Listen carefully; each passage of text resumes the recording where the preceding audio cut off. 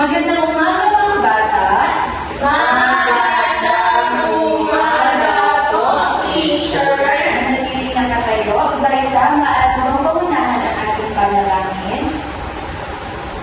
Ikaw yung Father, Son, Holy Spirit. Our Father, who art in heaven, hallowed be thy name. Thy kingdom come, thy will be done on earth as it is in heaven. Give us this day our daily bread, and forgive us our trespasses, as we forgive those who trespass against us. And lead us not into temptation, but deliver us from evil. Amen. Maraming salamat, Gaysa. Ngayon, bago kayo magsiupo, pulutin muna ang mga nakakalat na basura sa inyong paligid, tapos madala kayong umupo. Nakaupo na ba ang lahat? Ngayon naman, mga bata, ay titignan ni teacher kung sino ang lumiban sa araw na ito. Kapag tinawag ni teacher ang inyong pangalan, itaas lamang ang inyong kanang kamay at sabihin, narito po, teacher. Naiintindihan ba mga bata? Oo, teacher. Okay, ngayon, simulan na natin. Glyza Francisco, Narito po, teacher. Amora Concepcion, Narito po, teacher. Arman Francisco, Narito po, teacher. magaling, walang lumiban sa araw na ito. Dahil dyan, bigyan natin ng 5 baksak ang ating mga sarili. Ngayon naman, ano ang inyong mga dapat gawin kapag si teacher ay nagsasalita sa harap? Makinig po. Tama, ano pa? Makinig po, teacher. Magaling. Ano pa? Wala na? Magaling. Ngayon naman, mga bata, ano ang napapansin ninyo sa larawang ito? Arman? Mga puto po, teacher. May mga puno. Ano pa? May Glyza? mga tao po, teacher. May mga tao. Tama. Amor? May mga recycle bin, teacher. Tama. Dahil itong larawan na ito ang magsisilbing insentibong chart natin, kung saan ito ay pinatawag na puntos o ang bato. Dahil sa bawat tamang sagot o participation ninyo sa ating klase, ay makuha kayo ng puntos na lalagay natin dito sa ating insentibong chart. Naintindihan ba mga bata? Oo, teacher. Ngayon, para manalo tayo sa ating laro, ano-ano ang mga dapat natin gawin kapag gusto natin manalo? Makinig. Tama, dapat tayo ay makinig. Ngayon, ay hahatiin ko ang klase na ito sa 2 pangkat. Mula kay Glyza hanggang kay Amora ay ang pangkat 1 at ang pangkat 2 naman ay si Arman. Naintindihan ba mga bata? Oo, teacher. Ngayon, may inandang Bible si teacher sa inyo. Gusto niyo bang makinig kung ano ito? Oo, teacher. Makinig. Dahil dapat kayo ay makinig sa ating kwento na ito dahil pagkatapos nito ay may mga katanungan si teacher na dapat ninyong sagutin para kayo ay makapuntos. Gusto niyo bang mapuntos mga bata? Opo, teacher. Magaling. Ngayon, ang ating kwento ay tungkol sinuntian at ang makulay na araw ng serbisyo bayan. Sa barangay Pag-asa, may isang batang lalaki na ang pangalan ay Luntian. Matalino siya at mahilig magmasid sa paligid. Napansin niya na ang mga problema sa kanilang barangay, may mga tambak na basura, may mga batang hindi na nag-aaral, at may pamilyang kulang sa pagkain. Isang araw, nagsabi ang kanilang kapitan na si Kapitan Reyes sa radyo ng barangay. Magkakaroon tayo ng araw ng serbisyo bayan sa Sabado. Sama-sama tayong maglinis at magtulungan at matuto. Nasabik si Luntian, "Yay! Gusto kong tumulong," sabi niya. Dumating ang Sabado, kaya agad na pumunta si Luntian sa covered court ng paaralan kung saan ito gaganapin. At ang una nilang ginawa ay paghahanda sa skuna kung saan tinuruan sila ng mga taga-DRMC kung ano ang dapat gawin kapag may lindol o baha. Natutunan nilang tiyan dito kung paano gumawa ng go bag na may mga pagkain, flashlight at tubig. Pagkatapos nun, may isang ginong naman ang nagkwento kung paano siya natulungan ng 4-piece program. Dahil dito, nakakakain at nakakapasok sa eskwela ang angkot sa bilang-bilang. Tumango si Lumpian. Mahalaga talaga ang pag-aaral. Tugon niya. Sunod naman ay nag-tree planting sila kung saan may mga punla silang tinanim sa likod ng eskwelahan. Masayang-masaya si Lumpian habang ginagawa ito. May boot din ang TESDA na agad pinutahan ni Lumpian. Tinuruan sila rito ng simpleng trabaho, gaya ng pagpupumuli at paggawa ng tinapay. Sa kabilang dako naman, may mga guro rin ang nagkwento tungkol sa K-12 at abot alam, kung saan ang mga bata huminto sa pag-aaral ay muling naengganyo bumalik sa eskwela. At sa huli ay nagkaroon ng waste segregation project. Pinagawa sila ng mga kahon na may label na basurang nabubulot, hindi nabubulot at pwedeng i-recycle. Pag-uwi niya, napaisip siya. Isang araw lang ang servisyo bayan, pero natutunan ko panghabang buhay. Ang mga gobyerno may mga programa, pero tayo mga bata ay may mahalagang papel din. Mula noon, naging masigasig si Lumpian sa pagtulong sa kanilang barangay. Bata man ako, may magagawa ako. Sabi niya na may ngiti sa labi. Naintindihan niyo ba ang kwento, mga bata? Oo, teacher! Tignan nga natin kung talagang naintindihan ninyo ang kwento. Ngayon, sino makakasagot sa akin kung ano nga ba ang ano ang pamagat ng kwento? Okay, Amora? Lumpian at ang mga kulay na aral ng serbisyo bayan. Magaling! Sino naman ang bida sa kwento na ito? Arman? Si Lumpian, teacher. Si Lumpian, magaling. Ano kaya ang ugali ni Lumpian, mga bata? Ano meron kay Lumpian? Siya ba ay? Ano matalino siya? Ano ba? Meron ba kayong napansin? Wala na.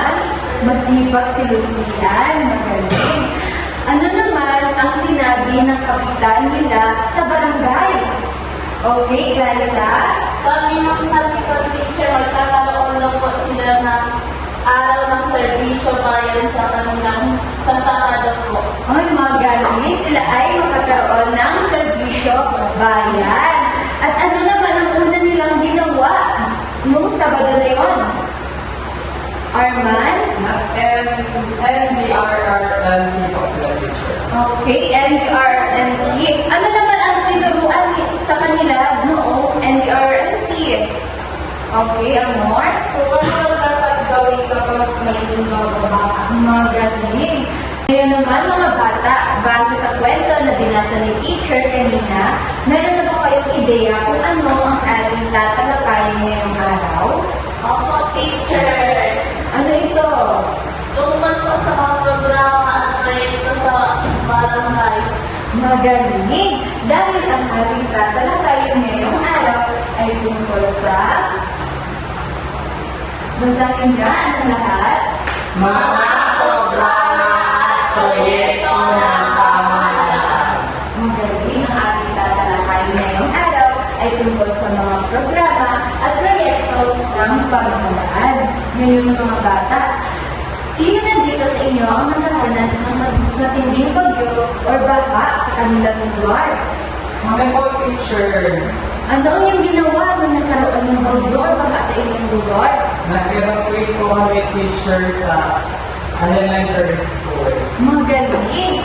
Dahil ang NDRXO ay katuwang din ng DepEd, which is the Department of Education, kung saan itong dalawang programa na ito ay nagtutulungan sila para magkaroon ng maayos at maprotektahan ang bawat mamamayang Pilipino.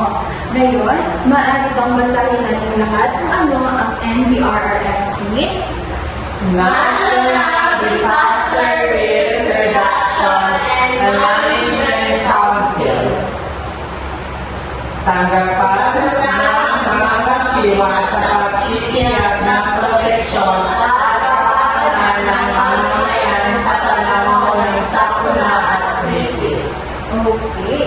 Ngayon, ang NDRRMC daw ay sila yung mga nangangasiwa para protektahan tayo mga mamamayang Pilipino. Mahalaga ito dahil kung wala yung NDRRMC, hindi tayo makakaahon sa ating sasakuna na nangyari sa ating buhay. Ngayon, ito naman ang mga paraan paano tayo makilahok sa NDRRMC na programa. Ngayon, basahin na natin ang unang Dumalo sa mga seminar ukol sa tamang paraan ng pagiging ligtas sa oras ng sakuna.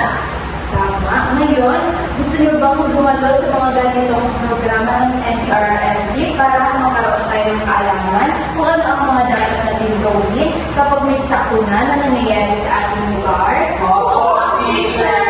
Magaling. Para sa pangalawa naman, Maging Maging handa bago dumating ang mga sakuna gaya ng paghaha, ang pagbuha ng lupa at lindol. sumunod sa utos o pagiging ng lokal na pamahalaan. tama, dapat sundin natin kung ano ang sinasabi ng ating barangay dahil sila ang mas may nakakaalam kung ano ang mga dapat natin gawin sa oras ng sakuna. Ngayon naman, para sa pangalawa naman ay meron tayo dito, National Greening Program. Alam niyo ba kung ano ito, mga bata?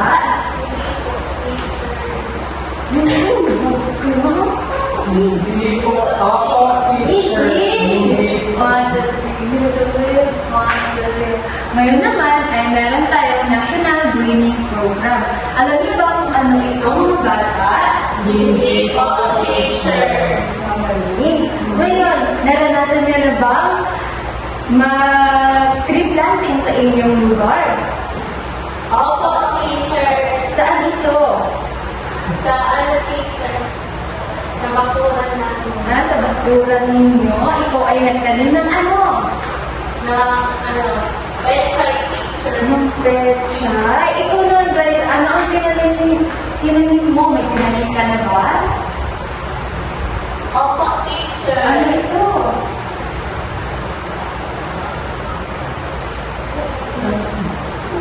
Ano ito, guys? Kangkong teacher. Kangkong. Tama, magaling yan. Dahil kayo ay naka-experience na ng mga ganitong bagay. Dahil ang National Greening Program, sila yung nagputos. Okay, basahin muna natin kung ano ito. Ang utos sa lahat ng mamamayan ng Pilipinas na magaling ng teacher. Wala.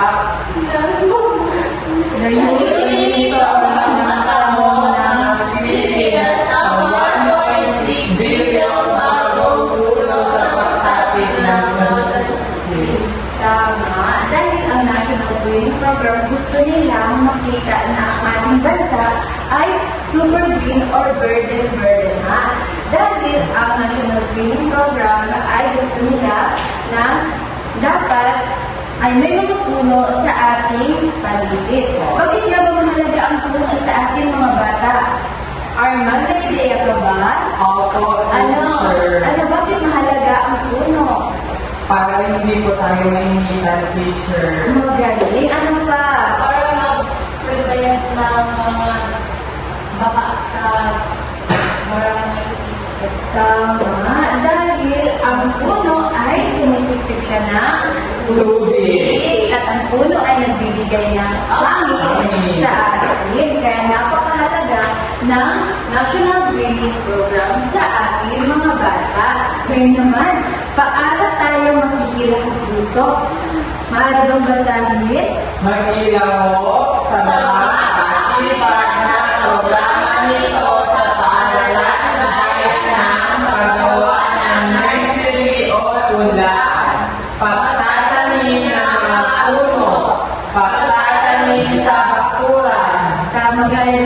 sinabi ni Amora at Glyza kanina, sila ay nagtatanim sa kanilang bakuran. Kaya tama talaga ito dahil nakakatulong na tayo sa NGP, which is the National Greening Program. Dahil sa konting pagtanim natin sa bakuran, ay malaking tulong na ito para sa ating bansa. Ngayon, gusto niyo na bang magtanim sa inyong mga bakuran? Opo, teacher! Ngayon naman, para sa ikatatlo, meron tayong tinatawag na Kaitawid Pamilyang Program, Filipino Program, which is for sino dito sa inyo ang kasapi ng 4-piece mga bata? Okay, dalawa sila.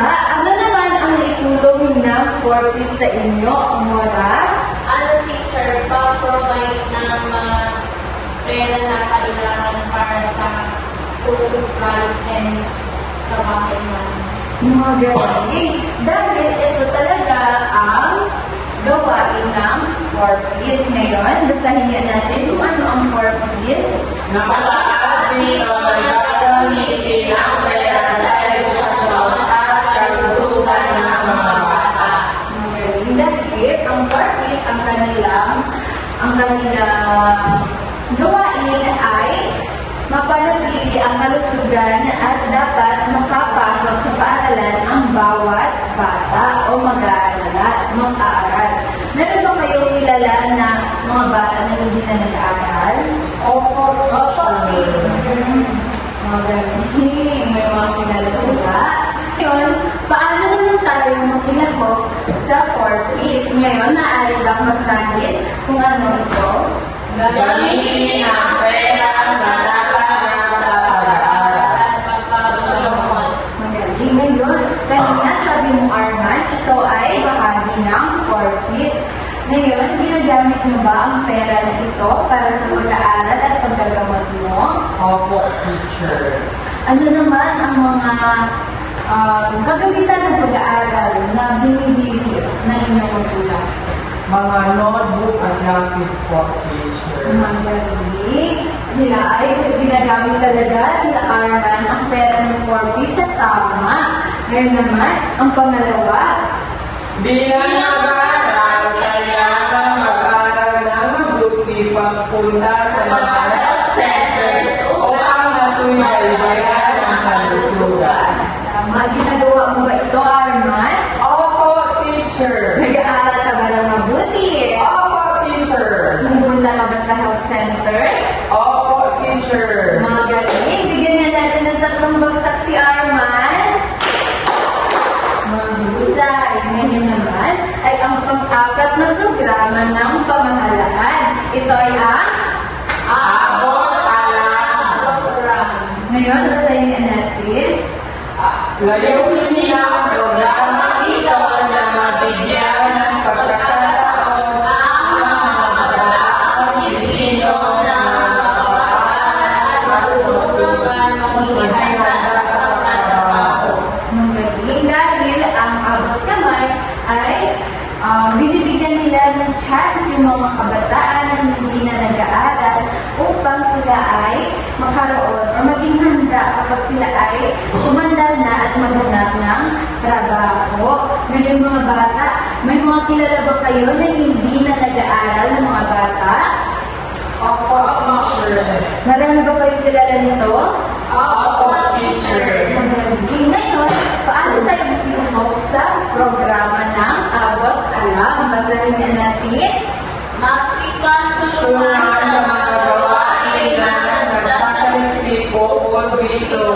Paalala sa Sa mga kakilala ng programa ito upang makatulong sa kanila. Tama. Kung may mga kilala tayong bata na hindi na nag-aaral, maaari natin silang sabihan tungkol sa Abot Alam. Para kung sa ganon ay makakatulong tayo sa kanila at sa programa ito. Kung sa ganon, sila ay makakaroon ng kaalaman tungkol sa kanilang future or kung ano ang gagawin nila in the future sa kanilang mga trabaho. Maaari ba natin itong gawin mga bata? Opo, teacher. Mahusay. Ngayon naman para sa TESDA mga bata, may alam mo kayo tungkol sa TESDA? Opo, teacher. Okay, ano maaari sa TESDA? Yung TESDA po, teacher, ito po yung mga batang gusto ko ipapatuloy yung kanilang pag-aaral. Mga gabi, napakahusay ni Arman. Dahil sa murang edad ay alam niya na ang tungkol sa TESDA. Ngayon naman mga bata, maaari ba natin basahin kung ano ang TESDA? Nagbibigay ng kasasanay sa iba't ibang kasanayan ng sa gayon ay maaari maging sarayan ang mga kabataan sa paghahanap ng trabaho o makapagsimula ng sariling negosyo para sa magandang kinabukasan. Tama, gaya ba ng sabi ni Arman kanina, ang TESDA ay yung mga kabataan na gusto ipagpatuloy ang kanilang pag-aaral. Sino dito ang may kakilala na nagta-TESDA? Or Ako po, teacher, yung tito ko po, teacher. ay, yung tito mo ay isang TESDA. Ano naman ang kinuha na yung tito sa TESDA? Ang paggawa ko ng binakay, teacher.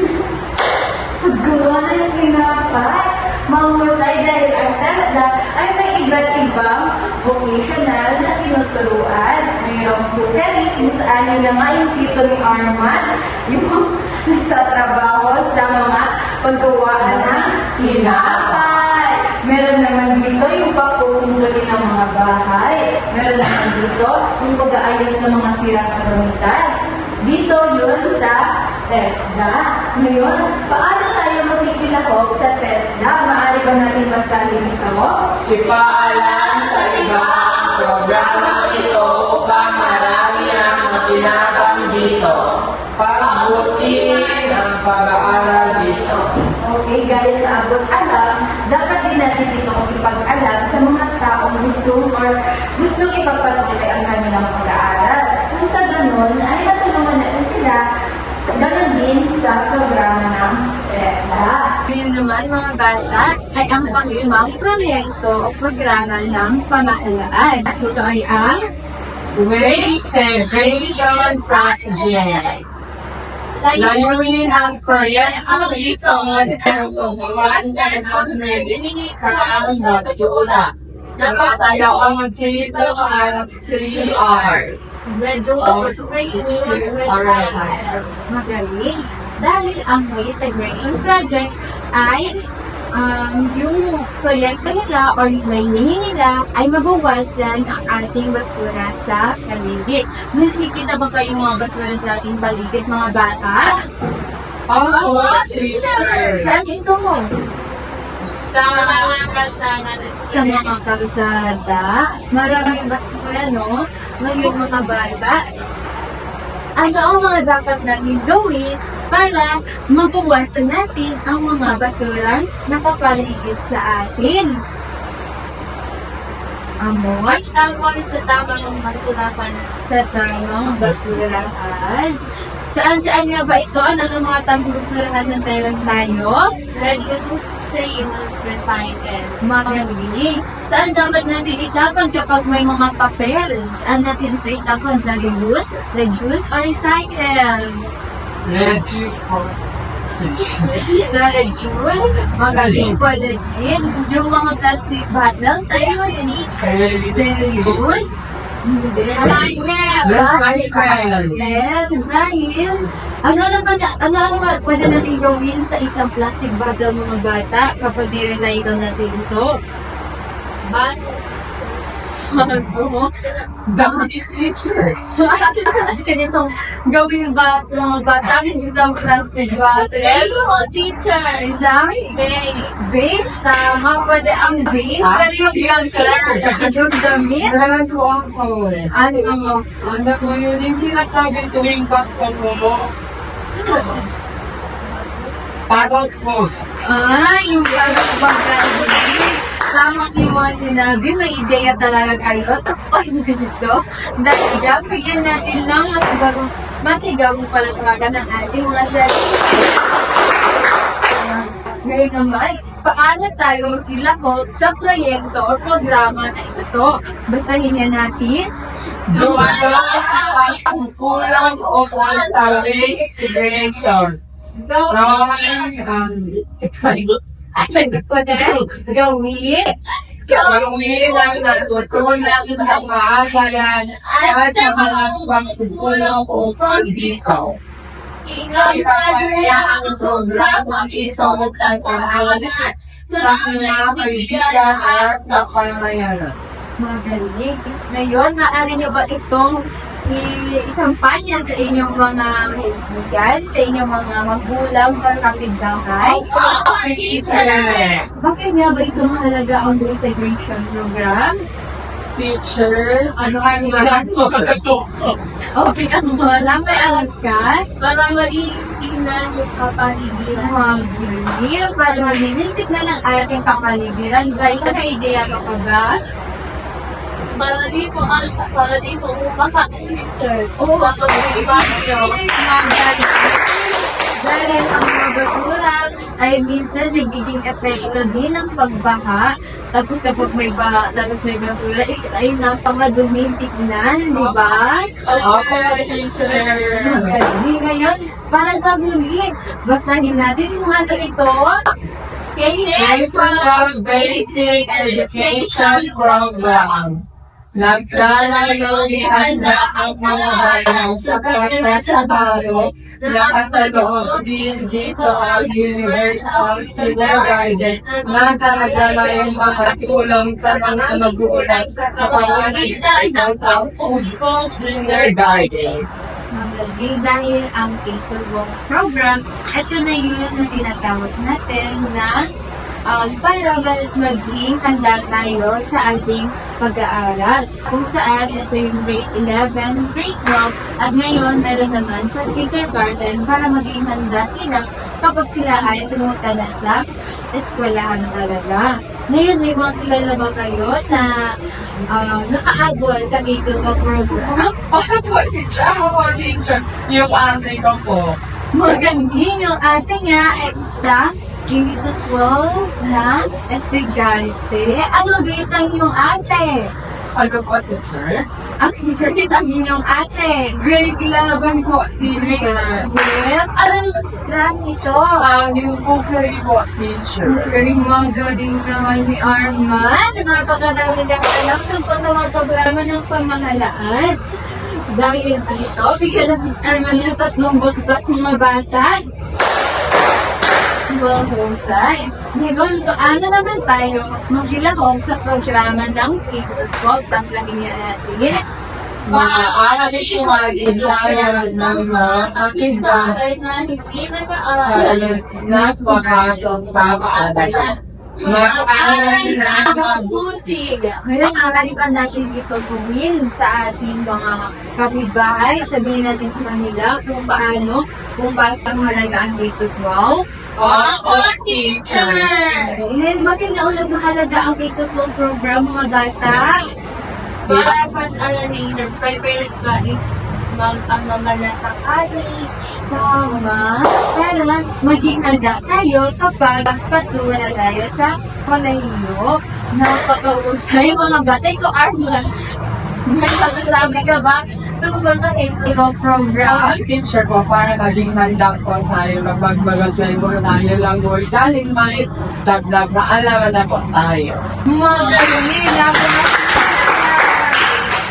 Ngayon naman, ito lang ang ating tatalakayin ngayong araw. Naiintindihan niyo ba ang ating tinalakayan ngayong araw na ito?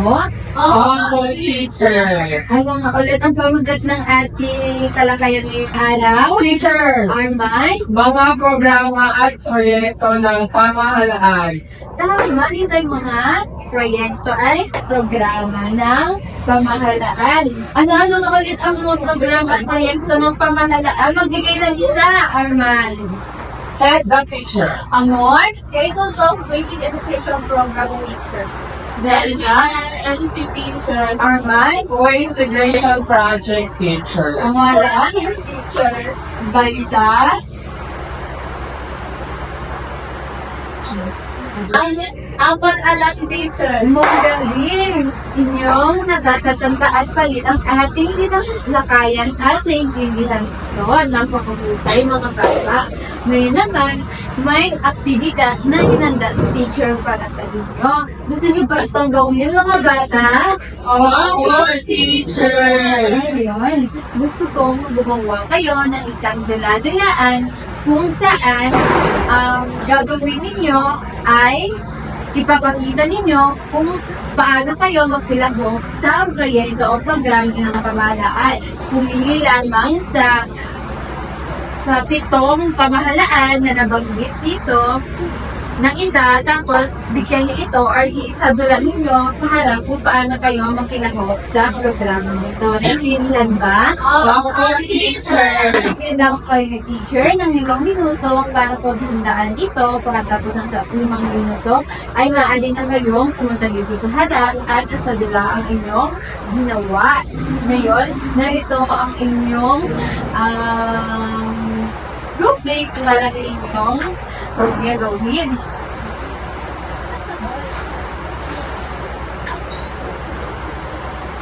Handa na ba kayo isadula ito sa harap mga bata? Opo, teacher! Ngayon, pumunta na sa harap at isadula ang inyong ginawang dula-dulaan. Ngayon, ano ang iyong programa na napili mga bata? The planting teacher. Yung National Greening Program. Pamili ngayon, isadula na niya ang inyong ginawa. Mga classmates, handa na ba kayo? Yes, classmate. Halika na kayo at pumunta tayo sa likod ng ating silid-aralan at doon ay tayo magtanim.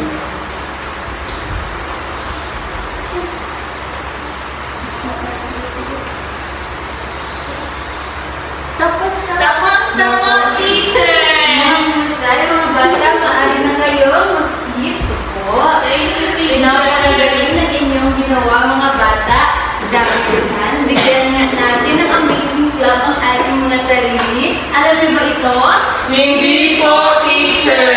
Ganito lamang yun mga bata. Isa, dalawa, tatlo. Zing, zing, zing. Amazing! Ngayon, maaari niyo ba itong gawin? Opo, teacher! Kasi kayong lahat para gawin ito. 1, 2, 3, go! Zing, zing, zing! Amazing! Mahusay! Ngayon mga bata, titignan ni teacher kung talagang naiintindihan ninyo ang ating talakayan ngayong araw. Ngayon, may inihanda si teacher dito na pagsusulit para tignan kung talagang naiintindihan niyo ito. Maglabas ng inyong mga panulat at papel para sagutin ang ating pagsusulit. Nasa labas na bang inyong panulat at papel mga bata? Opo, teacher! Magaling ngayon, basahin natin ang panuto. Piliin ang tamang sagot sa bawat bilang. Dilugan ang tamang sagot. Mahusay. Para naman sa panuto, B. Itambal ang mga programa sa tamang layunin. Ngayon, maaari na kayong magsimula sa ating pagsusulit. Tapos na ba mga bata? Opo, teacher! Kasi napaharap ang inyong mga papel. Narito na ba ang mga papel mga bata? Opo, teacher! Slide. Ngayon naman ay ilabas ang inyong mga kwaderno sa arpan para isulat ang ating tandang aralin na ipapasa ninyo kinabukasan. Meron na ba ang lahat? Opo, teacher! Ngayon, basahin naman natin kung ano ang inyong tandang aralin sa araw na ito. Mag-interview sa isang magulang o kakilala. Anong proyekto o programa ng pamahalaan ang nakatulong sa iyo? Paano kayo nakilahok dito? Intindihan na ba ito? Opo, teacher! Nasulat na ba ito sa inyong mga kwaderno?